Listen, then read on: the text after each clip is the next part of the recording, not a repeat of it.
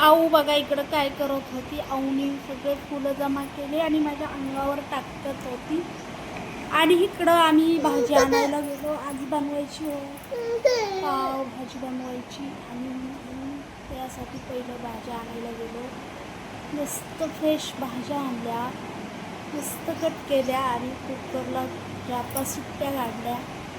आणि इकडं लगेच कांदा टोमॅटोची मस्त ग्रेव्ही बनवत होते.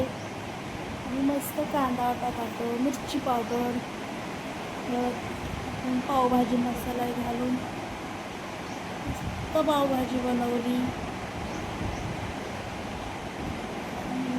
वरून मस्त कोथिंबीर घातली आणि इकडं जेवायला पण बसलो. आणि मस्त झाली पावभाजी. आणि इकडं सोरा काढत होती व्हिडिओ. आणि व्हिडिओ आवडला तर लाईक करा, सबस्क्राईब करा. आणि कसा वाटला आमचा व्हिडिओ छोटासा, तर भेटूया पुढच्या ब्लॉगमध्ये.